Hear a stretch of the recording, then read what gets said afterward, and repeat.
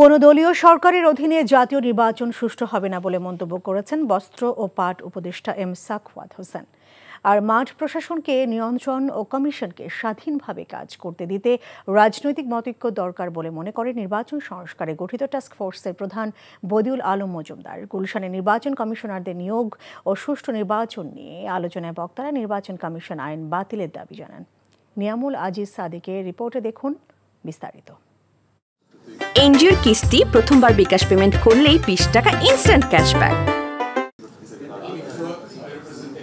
নির্বাচন কমিশনের স্বাধীনভাবে কাজ করার ক্ষেত্রে কি কি প্রতিবন্ধকতা রয়েছে সে সম্পর্কে ডেমোক্রেসি ইন্টারন্যাশনাল আয়োজিত সভায় মতামত তুলে ধরেন রাজনৈতিক দলের প্রতিনিধি, বিশ্লেষক, পর্যবেক্ষক সহ সুশীল সমাজের প্রতিনিধিরা। নিরপেক্ষ নির্বাচন দেওয়ার ক্ষেত্রে সুষ্ঠু নির্বাচনের স্বার্থে সার্চ কমিটি নিয়োগে প্রধানমন্ত্রীর পরামর্শ ও রাষ্ট্রপতির নিয়োগ ক্ষমতা বাতিল করার কথা বলা হয়।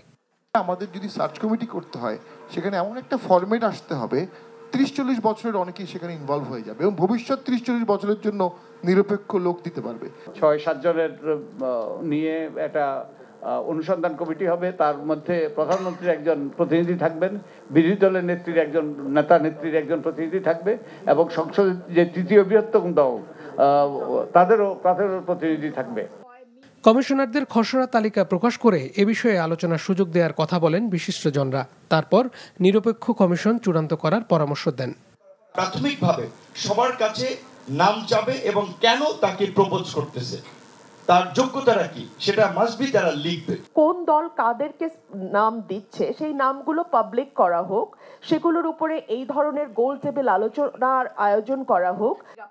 আইনে থাকলেও মাঠ প্রশাসনের নিয়ন্ত্রণ এখনও সরাসরি কমিশনের হাতে নেই। পাশাপাশি বাজেট প্রণয়নের ক্ষমতাও কমিশনের হাতে দেওয়ার কথা বলেন কেউ কেউ। ডিসিউ টিওনোর কিন্তু কিছু করার থাকে না। একটা জেলায় উপজেলায় যখন নির্বাচন আসে তাদের উপর যে কি চাপ সৃষ্টি হয়। অ্যাডমিনিস্ট্রেটিভ সিস্টেম এবং এটাকে পরিচালনা করার মতো দক্ষতা থাকে। অফকোর্স নিউট্রালিটির তো প্রশ্নই আসে না। Somebody has to be seen neutral and has to act as neutral. Niamul Aziz Sadiq, NTV news, Dhaka. এনজিওর কিস্তি প্রথমবার বিকাশ পেমেন্ট করলেই 20 টাকা ইনস্ট্যান্ট ক্যাশব্যাক।